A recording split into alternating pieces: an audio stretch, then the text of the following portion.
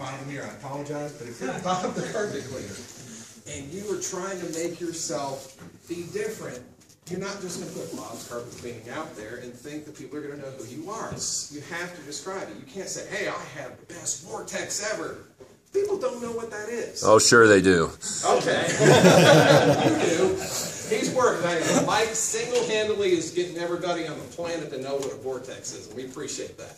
But until then, you need to focus on what makes you different, not whether or not you have a new wand, whether or not you have a new hose, what equipment you have. What you have to do is make sure that you stand out. If you have a company, you need to make sure your company stands out. Yeah, just the Again, numbers. You put half of them in the bucket. of the company that you are. If it's just you're Bob, that's great.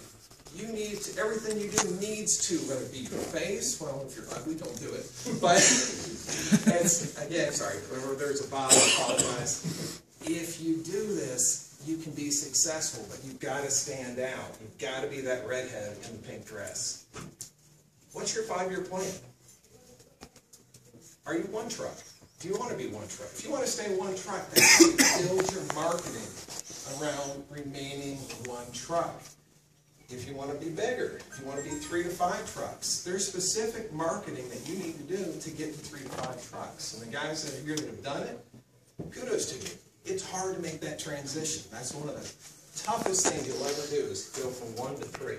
5 to 10, that requires a whole new skill set in marketing plus everything you've got to lay behind it to provide the framework to support that business. The guys, again, that have done it, it's a lot of fun. Then there's 10 plus trucks. And when you're running 10 trucks, you've got to be feeding that marketing machine. You're going to have to. And your marketing plan on you. There's a sheet here, a little marketing right there. Do me a favor, I'm going to give everybody 1 minute. Fill that out real quick. If you guys have been on... Oh, absolutely. There you go. I need some. Pass them around. I've got tons of them.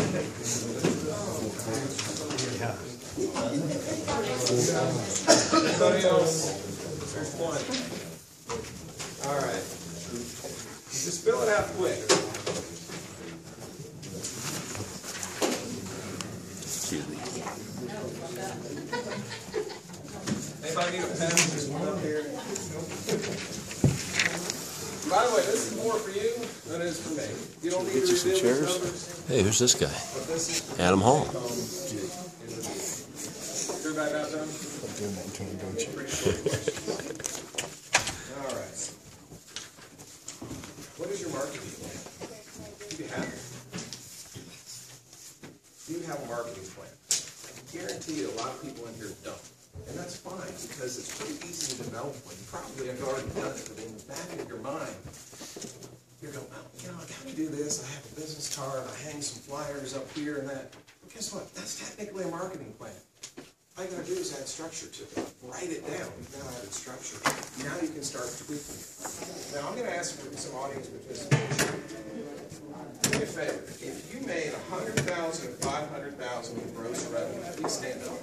Last year, 100 to 500. Please don't be shy. Come on, stand up. All right. Then next one, 500 to $1 million. Oh, we got the other people stand up. The people who are standing, please stand up. 500 to $1 million also stand up. Don't sit down. Anybody do over $1 million? Congratulations. Last people that just stood up. Everybody, later, sorry guys, kick their brains. Shouldn't they still be standing? That's I'm telling you, the people that have gotten there have developed marketing plans. White hat? Trust me, they have. Talk to them. Tom King. Take their brains. The ones that made $1 million. He's on the board. Yeah, the ones that made $1 million plus. Please stand up again. One more time. Sorry guys. Oh, You guys are all buying lunch today, by the way.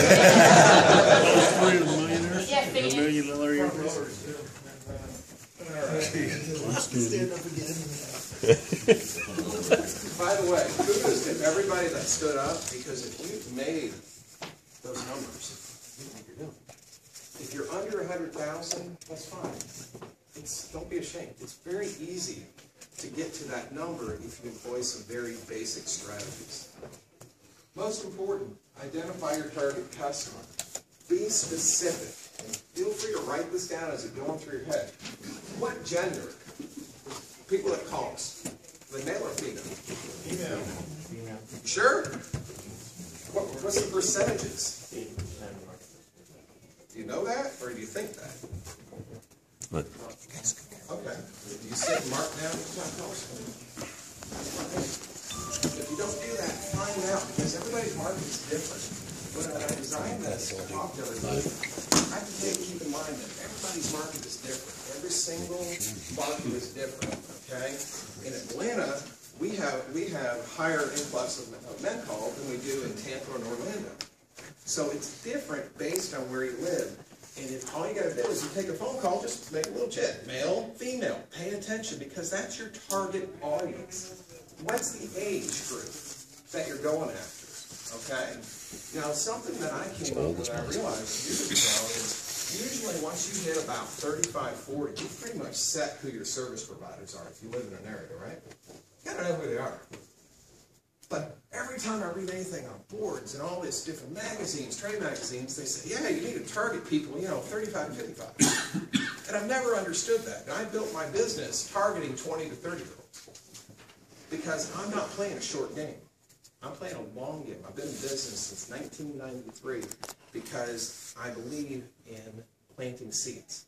20 to 30, they still haven't really decided who they're using. Now, granted, you don't want to not go after people in their 40s and 50s, but most of them already know somebody they're going to use.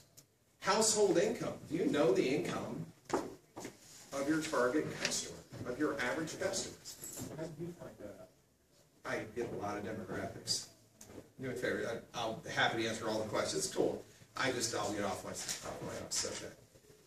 So, household income. If you don't have access to the demographics, which, by the way, you can get from any Valpak or any of the places, they'll give you the demographics for zip codes. You got to be careful because they fluctuate. All right. There's a company called Cox. They own Valpak. They also own the Atlanta paper and another one. They all give you the same demographics for a zip code, and they're all different. Same people lie, so they do. But an easy way for you to figure it out: look at your average houses. You can go on Zillow, pull up the home that you're at, and see the average value. You can then approximate how much money they have to have that home and not lose it to the bank. Okay? It's easy things that you can figure out for yourself. Buying habits is mainly what this biggest focus I'm going to talk about today. And that is where